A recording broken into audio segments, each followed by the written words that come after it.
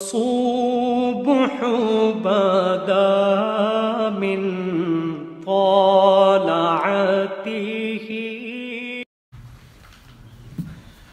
بسم اللہ الرحمن الرحیم۔ 5ویں پارے میں تیسرا رکوع اور سورہ النساء کا 6واں رکوع چل رہا ہے۔ سورہ النساء کی 35 آیات ہوئی۔ آیت نمبر 35 کے بعد ہے وَاعْبُدُوا اللَّهَ وَلَا تُشْرِكُوا بِهِ شَيْئًا۔ اعوذ باللہ من الشیطان الرجیم، بسم اللہ الرحمن الرحیم۔ وَاعْبُدُوا اللَّهَ وَلَا تُشْرِكُوا بِهِ شَيْئًا وَبِالْوَالِدَيْنِ إِحْسَانًا وَبِذِي الْقُرْبَى وَالْيَتَامَى وَالْمَسَاكِينِ وَالْجَارِ ذِي الْقُرْبَى وَالْجَارِ الْجُنُبِ وَالصَّاحِبِ بِالْجَنبِ وَابْنِ السَّبِيلِ وَمَا مَلَكَتْ أَيْمَانُكُمْ إِنَّ اللَّهَ لَا يُحِبُّ مَنْ كَانَ مُخْتَالًا فَخُورًا۔ صدق اللہ العظیم۔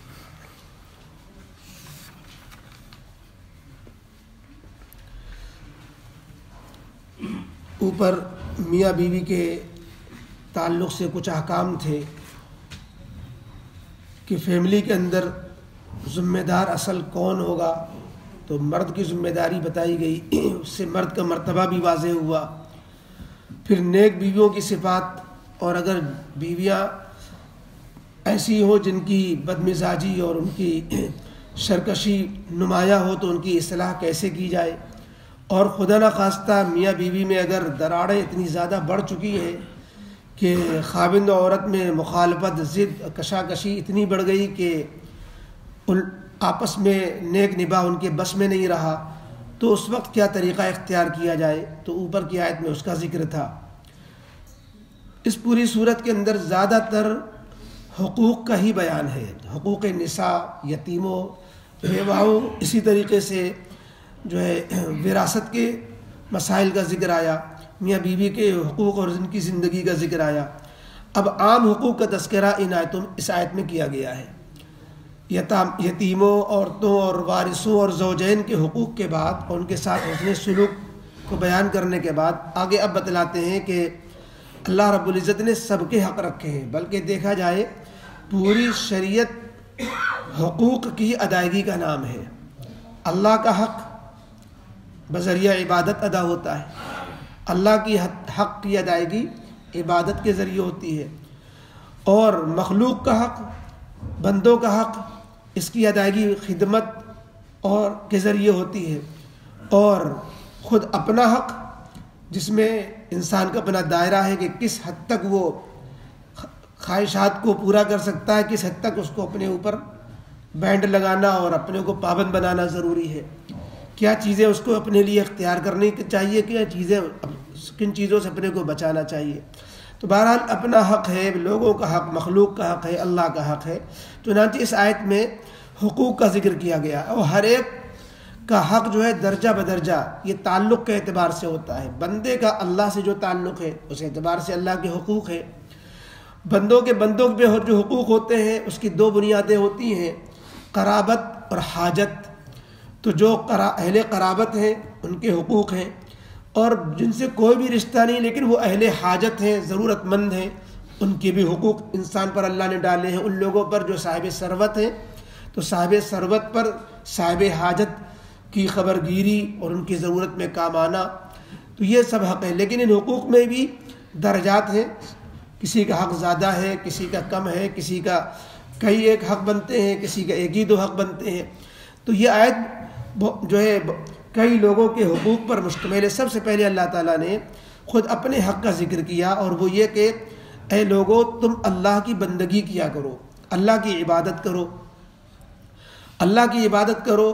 یعنی اللہ کو ایک مان کر ایک اللہ کی عبادت کرو۔ عبادت میں جتنی بھی چیزیں ہیں وہ سب اس میں آ گئیں۔ پہلے پارے میں یہ آیت گزری تھی یا ایھا الناس اعبدوا ربکم الذی خلقکم، کہ تم اپنے اس رب کی عبادت کرو جس نے تم سب کو پیدا کیا۔ تو اللہ کی عبادت جس میں جو ہے نماز ہے، روزہ ہے، عبادت جتنی طرح کی بھی عبادت ہیں، مالی عبادت، جانی عبادت، حج کی عبادت، دعا، تسبیح، تلاوت، یہ ساری عبادتیں اللہ کی ہیں۔ اور عبادت میں فرمایا کہ ایسی عبادت کرو جو قابل قبول ہو۔ اس اللہ کی عبادت میں کسی کو وہ انسان ہو، غیر انسان ہو، اور کسی چیز میں، چاہے ذات میں یا صفات میں یا طریقے میں، کسی چیز میں اللہ کے ساتھ کسی کو شریک نہ ٹھہراؤ، تو عبادت قابل قبول ہوگی۔ اللہ کی بھی عبادت ہے، غیر اللہ کی بھی عبادت ہے، یا اللہ کی عبادت مخلصانہ نہ ہو، دوسروں کو راضی کرنے کے لیے ہو، صرف اللہ کو راضی کرنا مقصود نہ ہو، جسے ریاکاری کہتے ہیں، یہ بھی شرک خفی ہے۔ اللہ نے فرمایا کہ نہ شرک جلی کرو نہ شرک خفی کرو۔ شرک جلی مانے کھلا ہوا شرک، کہ ایک اللہ کے بجائے دو اللہ ماننے لگ جائے، اللہ کی صفات میں دوسرے مخلوق کو بھی شریک کر لے۔ تو اللہ کی ذات و صفات میں بھی کسی کو شریک نہ کرو، اور اللہ کی عبادت میں کسی کو شریک نہ کرو، اور نہ یہ کہ اللہ کو راضی کرنے کے ساتھ اس عبادت میں غیر اللہ کو راضی کرنے کی نیت کرو، ایسا بھی نہ کرو، کیونکہ یہ بھی ایک قسم کا شرک ہے۔ تو ایک تو اللہ کا حق بیان کیا گیا، وَاعْبُدُوا اللَّهَ وَلَا تُشْرِكُوا بِهِ شَيْئًا، کہ خالص اللہ ہی کی بندگی کرو اور اللہ کی بندگی کے ساتھ کسی کو شریک نہ ٹھہراؤ، تاکہ اور تم صرف اللہ پر یقین کر کے آخرت کے ثواب کی امید پر خالص مخلصانہ، جس میں فخر و ریا اور ان سب چیزوں سے عبادت پاک ہو، ایسی عبادت کرو۔ یہ تو اللہ کا حق ہوا۔ اس کے بعد پھر اللہ تعالیٰ نے مخلوق کے حقوق میں سب سے پہلے والدین کا حق بیان کیا۔ اللہ نے اپنا حق بندوں کے حقوق سے پہلے اس لیے ذکر کیا کہ اگر انسان اللہ کے حق کو نہیں پہچانے گا، یعنی اللہ کی معرفت ہی نہیں ہوگی، اللہ کی توحید کا اعتقاد نہیں ہوگا، اللہ سے لگاؤ نہیں ہوگا، تو وہ پھر دنیا کے اندر آزادانہ زندگی گزارے گا، مطلب والی زندگی گزارے گا اپنے فائدے کی، کسی کے حق کی اسے کیا پرواہ ہوگی۔ تو بندوں کے حقوق، والدین کے حقوق، رشتہ داروں کے حقوق، غریب پروری، یہ سب تو اللہ ہی کو راضی کرنے کے لیے ہوتی ہیں، اور جب اللہ ہی سے تعلق نہیں ٹھہرا، اللہ ہی کی عبادت کو نہیں جانتا ہے، تو وہ پھر آگے والی چیزوں پر بھی اس سے عمل نہیں ہو سکے گا۔ اس لیے اللہ تعالیٰ نے جو ہے اپنا تعلق کا پہلے ذکر کیا، اور اس کے بعد پھر دنیا کے اندر اللہ رب العزت جو مسبب الاسباب ہے، حقیقی خالق و مالک ہے، ظاہری اسباب میں دنیا میں انسان کے وجود میں آنے کا ذریعہ اور انسان کی بقا اور اس کی نشو و نما اور اس کو بچپن سے لے کے جوانی تک اس کو پالنا بڑھانا، اس میں سب سے زیادہ احسان اور سب سے زیادہ دخل والدین کا ہوتا ہے۔ تو اللہ رب العزت نے ایسا نظام ہی بنا دیا ہے کہ بچہ پیدا ہوتا ہے تو وہ تو بالکل جو ہے لاشیں ہوتا ہے، کوئی چیز نہیں ہوتی، گومود کا پوٹرا ہوتا ہے، اس کو جو ہے سالوں صفائی کرتے رہو، اس کو اس کے پیشاب پخانے کو دھوتے رہو، اس کو دھلا کے پہناتے رہو۔ لیکن اللہ رب العزت نے بچے کو پالنا تھا، انسان میں دنیا میں نسل چلانا تھا، تو اللہ نے ایسی محبتیں ڈال دی ماں باپ کے دل میں کہ وہ اس کو اٹھا کے پھینک نہیں دیتے۔ معذور پیدا ہو، جو ہے لنجا اور جو ہے اپاہج پیدا ہو جائے تو بھی اس کو گلے سے لگا کے ہی رکھتے ہیں۔ اس سے معلوم ہوا کہ یہ سب قدرتی نظام ہے۔ تو اللہ تعالیٰ نے چونکہ دنیا میں انسانوں کے وجود میں آنے کا، ان کے نشو و نما کا، ان کے پلنے بڑھنے کا ذریعہ ماں باپ کو بنایا ہے، اس لیے اللہ تعالیٰ نے فرمایا کہ پھر ان کے حقوق بھی اللہ تعالیٰ کے بعد سب سے زیادہ ہے۔ اللہ کا حق سب سے زیادہ بئی معنی کہ کسی بھی مخلوق کی اطاعت اور اس کی فرما برداری اسی حد تک جائز ہے جس میں اللہ کا حکم نہ ٹوٹ رہا ہو، اللہ کی نافرمانی نہ ہو رہی ہو۔ خدا نخواستہ ماں ہے اور باپ ہے، ان کا حق سب سے زیادہ ہے، لہذا ماں باپ ہی کہنے لگ جائیں کہ تم نماز نہ پڑھو، تم جو ہے داڑھی نہ رکھو، تم جو ہے یہ گناہ کرو، تو پھر اس میں ماں باپ کا بھی کہنا نہیں مانا جائے گا، کیونکہ اللہ کا حق سب سے زیادہ۔ اللہ کے بعد پھر جو ہے نمبر آتا ہے مخلوق کی اطاعت کا، اور مخلوق کی اطاعت، فرما برداری، خدمت میں سب سے زیادہ حق ہے والدین کا۔ والدین کے حق کو اس طرح بیان کیا کہ والدین کے ساتھ تم احسان کیا کرو، اور احسان تو بہت آگے کی چیز ہے۔ انسان تو والدین نے جتنے احسانات کیے ہوئے ہیں ان کا برابر کا بدلہ نہیں چکا سکتا، چاہے جائے کہ والدین پر احسان کرنے والا بن جائے۔ اگر جو ہے جس طرح والدین نے بچپن میں جس طرح پالا پوسا ہے اور جس طرح تکلیفیں مشقتیں اٹھائی ہیں، ایک بچے کے پالنے میں جتنی جو ہے زحمتیں اٹھائی ہیں، اس کا بدلہ انسان ادا نہیں کر سکتا، چاہے جائے کہ والدین پہ احسان کیا کرے۔ اس لیے جو ہے اللہ نے فرمایا کوشش کرو احسان کی، تو ممکن ہے کہ تم اس بدلے کے قریب تک پہنچ جاؤ۔ اس لیے والدین کے ساتھ حسن سلوک، جس میں یہ ہے والدین کے ساتھ حسن سلوک میں کہ اگر ان کو جسمانی خدمت کی ضرورت ہے ان کی جسمانی خدمت کی جائے، مالی خدمت کی ضرورت ہے مالی خدمت کی جائے، ان کا جی خوش ہوتا ہے کہ تم ان سے بار بار ملاقات کرو تو ان سے بار بار ملاقات کی جائے، ان کا جی خوش ہوتا ہے کہ تم بیٹھو ان سے کچھ دیر باتیں کرو تو ان کے پاس بیٹھا جائے، اور ان سے جو ہے بلند آواز میں بات نہ کی جائے، ان کا نام لے کر نہ پکارا جائے، اور ان کے ملنے والوں کے ساتھ بھی حسن سلوک کیا جائے، غرض ہے کہ ان کی مرضی کا خیال، ان کی جو ہے راحت کا خیال، ان کی جو ہے دلجوئی کا خیال، یہ سب ذمہ داری بنتی ہے اولاد کی کہ والدین کے ساتھ، والدین اگر غلطی بھی کریں تو بھی ان کی غلطیوں کو نظر انداز کر کے ان کی خدمت کو نہیں چھوڑا جائے گا۔ آگے اللہ نے فرمایا کہ والدین کے ساتھ حسن سلوک کے بعد دیگر جو رشتہ دار ہیں، ذوی القربیٰ جنہیں کہتے ہیں، قرآن کریم میں جو ایک آیت ہے جو روزانہ جو جمعے میں ہر خطبے میں پڑھی جاتی ہے، ان اللہ یأمر بالعدل والاحسان وایتاء ذی القربیٰ، کہ تم رشتہ داروں کو لیتے دیتے رہو، رشتہ داروں کی خبرگیری رکھو۔ تو اللہ نے یہاں پر والدین کے بعد رشتہ داروں کا، جو جتنا قریبی رشتہ دار ہوں گے اس کا اتنا زیادہ حق ہوگا، جیسے ذی رحم محرم جو رشتہ دار ہوتے ہیں جن سے ہمیشہ کے لیے نکاح حرام ہوتا ہے، پھوپھیاں ہیں، خالائیں ہیں، بہنیں ہیں، تو ان رشتہ داروں کا خوب خیال رکھنا، اور ان کے خیال رکھنے میں بھی یہی بات ہے کہ کبھی کبھی ان کے پاس ہدیے تحفے کے ساتھ جائے، کبھی ان سے یوں ہی الیک سلیک کرے، صلہ رحمی کرے، اور اگر جس چیز کی انہیں ضرورت ہو اس میں اس کا خیال رکھے۔ اور تیسری چیز فرمائی کہ رشتہ داروں والدین کے علاوہ جن سے تمہارا کوئی رشتہ بھی نہیں ہے لیکن وہ حاجت مند ہے، یتیم ہے، غریب غربا ہیں،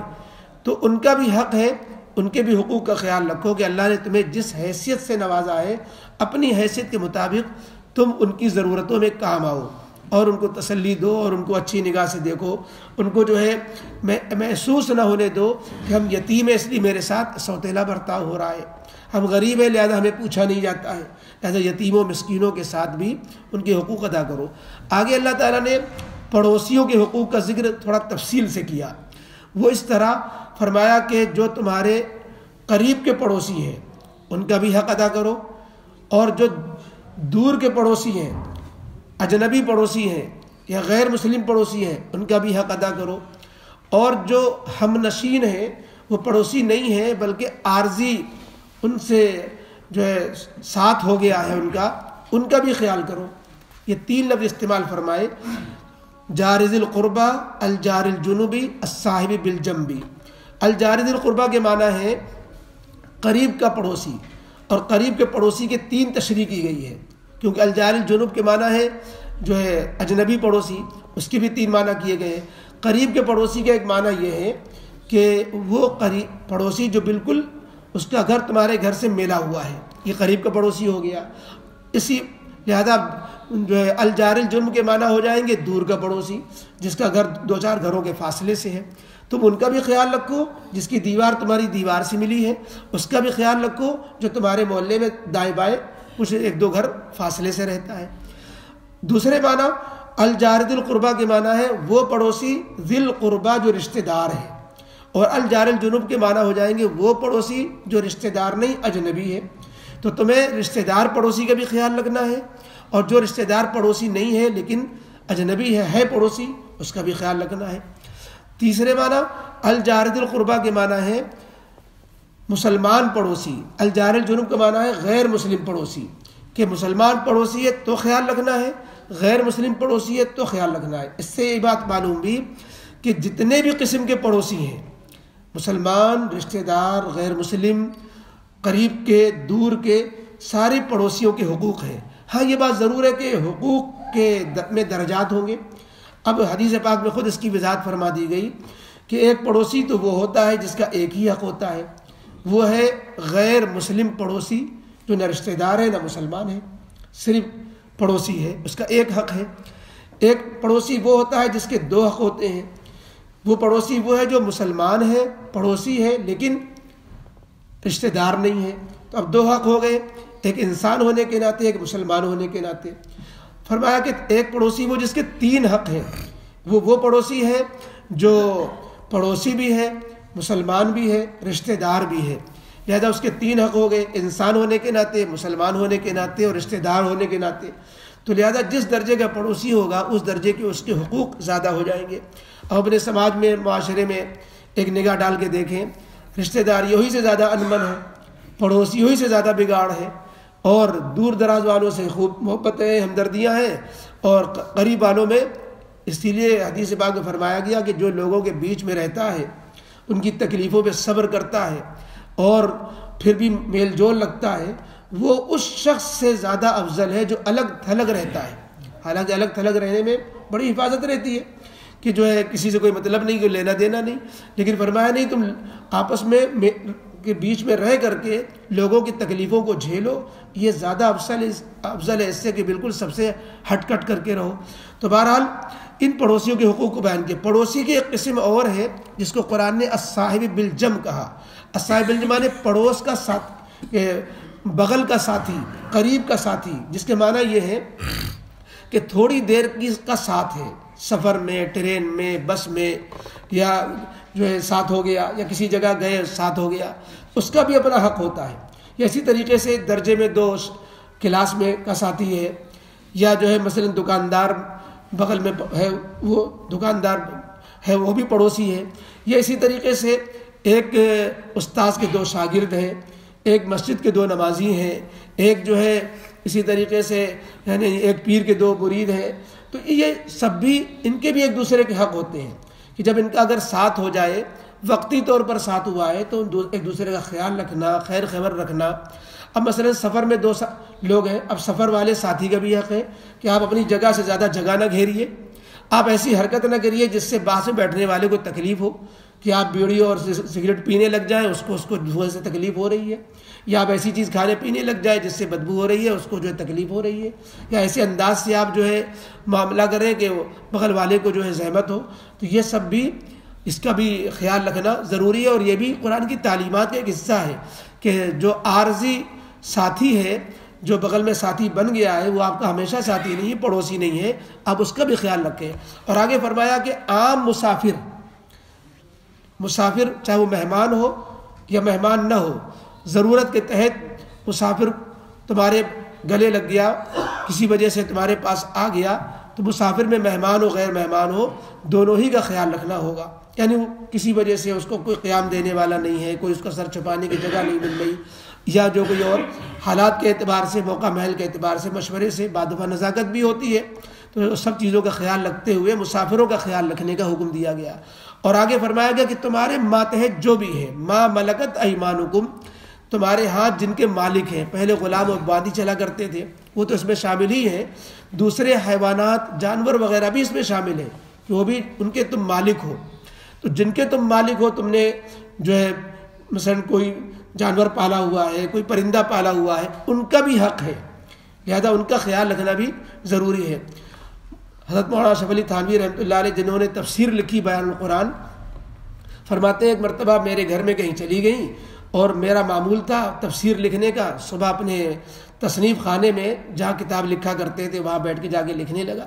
تو میرا دماغ ہی نہیں چل رہا، میں لکھنا چاہ رہا ہوں، کوئی مضمون ہی نہیں آ رہا، کوئی تشریح ذہن میں نہیں آ رہی۔ میں نے کہا یا اللہ، یہ کیا بلا ہو گئی، کیا مصیبت آئی کہ اب میں روزانہ ہی لکھتا تھا اور روانی کے ساتھ ذہن میں مضمون آتا جاتا تھا اور تفسیر لکھتا جاتا تھا، آج تو کچھ ہو ہی نہیں رہا، ذہن میں کوئی مضمون ہی نہیں آ رہا۔ بہت دیر سوچتا رہا کہ اللہ کیا غلطی ہو رہی ہے، کیا بھول ہو رہی ہے۔ ایک دم سے خیال آیا کہ گھر میں میرے کہیں کل سے گئی ہوئی ہیں اور رات میں مرغیاں بند کی گئی تھیں، انہیں اب تک کھولا نہیں گیا ہے، اور وہ بغیر جو ہے دانے پانی کے دیر تک پنجرے میں بند ہیں، لہذا جو ہے یہ ایک مخلوق کی حق تلفی ہم سے ہو رہی ہے۔ گئے فوراً ان کو دانا پانی دیا اور پھر سے جب لکھنا شروع کیا تو مضمون پھر چل پڑا، پھر جو ہے رکاوٹ ختم ہو گئی۔ تو بعض دفعہ انسان اپنے پڑوسیوں کو ستا رہا ہوتا ہے، رشتہ داروں کو تکلیف پہنچا رہا ہوتا ہے، اور بعض دفعہ جو ہے اس کے ماتحت جو ہوتے ہیں، نوکر ہیں، خادم ہیں، غلام ہیں، اسی طریقے سے دکان کے جو ہے ملازم ہیں، ان کے ساتھ زیادتیاں کر رہا ہوتا ہے، اس کی وجہ سے بلائیں مصیبتیں آ رہی ہوتی ہیں، انسان کو سمجھ میں نہیں آتا یہ ہو کیا رہا ہے، تو اس کا پورا خیال رکھنا چاہیے کہ ہماری ذات سے کسی کو تکلیف نہ ہو۔ اللہ تعالیٰ نے فرمایا کہ یہ حقوق ادا کرنے میں، ان سب کے حقوق ادا کرنے میں بڑی رکاوٹیں جو ہوتی ہیں، آگے اس کا بھی ذکر آیا کہ اس پہ وہی عمل کرے گا جس کے مزاج میں تکبر نہیں ہوگا۔ جو متکبر ہوگا وہ کسی کو گھاس نہیں ڈالتا کہ اپنی بلا سے میں کسی کے کیوں کام آؤں، میں کسی کے کیا سامنے کیوں جھکوں، میں کسی سے کیوں اچھی جو ہے تواضع کے ساتھ ملوں، لہذا یہ تکبر بہت بڑی رکاوٹ ہوتی ہے دوسروں کے حقوق کی ادائیگی میں، دوسروں کے کام آنے میں۔ اور دوسری چیز جو ہے شیخی بگارنے والا، کہ جو آدمی مخلص نہیں ہوتا تو وہاں تو وہ کام آئے گا جہاں اس کی واہواہی ہو، ورنہ کام نہیں آئے گا جہاں واہواہی نہ ہو۔ آگے اور بھی اسی کا مضمون آ رہا ہے کہ کیا کیا رکاوٹیں ہوتی ہیں انسان، جن کی وجہ سے انسان بندوں کی خدمت میں، مخلوق کی حقوق کی ادائیگی میں پیچھے رہ جاتا ہے۔ تو بہرحال یہ آیت حقوق کی ادائیگی کے اس پر مشتمل ہے۔ فرمایا وَاعْبُدُوا اللَّهَ وَلَا تُشْرِكُوا بِهِ شَيْئًا، اے لوگو اللہ کی بندگی کرو، وَلَا تُشْرِكُوا بِهِ شَيْئًا، اور اللہ کے ساتھ کسی کو، انسان کو، غیر انسان کو عبادت میں، صفات میں، ذات میں شریک مت ٹھہراؤ۔ وَبِالْوَالِدَيْنِ إِحْسَانًا، اور والدین کے ساتھ، ماں اور باپ کے ساتھ حسن سلوک کرتے رہو۔ وَبِذِي الْقُرْبَى، اور رشتہ داروں کے ساتھ بھی۔ وَالْيَتَامَى وَالْمَسَاكِينَ، اور یتیموں، مسکینوں، غریب غربا کے ساتھ بھی حسن سلوک کرو۔ وَالْجَارِ ذِي الْقُرْبَى، اور قریب کے یا رشتہ دار یا جو ہے مسلم پڑوسی کے ساتھ بھی۔ وَالْجَارِ الْجُنُوبِ، اور دور کے یا غیر مسلم یا جو ہے غیر رشتہ دار کے ساتھ بھی۔ وَالصَّاحِبِ بِالْجَنبِ، اور ایسے ساتھی کے ساتھ بھی جو ہم نشین ہو گیا ہو وقتی طور پر یا کچھ زمانے کے لیے، اس کے ساتھ بھی حسن سلوک کرو۔ وابن السبیل، اور عام مسافروں کے ساتھ بھی۔ وما ملکت ایمانکم، اور ان کے ساتھ بھی تم جن کے مالک ہو، تمہارے ماتحت جو چیزیں تمہاری ملکیت میں ہیں، ان کے ساتھ بھی حسن سلوک کرو۔ ان اللہ لا يحب من کان مختالا فخورا، بے شک اللہ تعالیٰ نہیں پسند کرتا ایسے لوگوں کو جو بڑائی جتلانے والے، شیخی بگارنے والے ہوتے ہیں، متکبر ہوتے ہیں اور اپنی بڑائی جتلاتے ہیں۔ الحمد للہ رب العالمین، والصلاة والسلام علی رسول محمد وآلہ وصحبہ اجمعین۔ ربنا ظلمنا انفسنا وإن لم تغفر لنا وترحمنا لنكونن من الخاسرین۔ ربنا لا تزغ قلوبنا بعد إذ هديتنا وهب لنا من لدنك رحمة إنك أنت الوهاب۔ ربنا هب لنا من أزواجنا وذرياتنا قرة أعين واجعلنا للمتقين إماما۔ اللهم إنا نسألك العفو والعافية في الدنيا والآخرة۔ اللهم إنا نسألك العفو والعافية في ديننا ودنيانا وأهلنا وأموالنا، وصلى الله تعالى على خير خلقه محمد وآله وصحبه أجمعين برحمتك يا أرحم الراحمين۔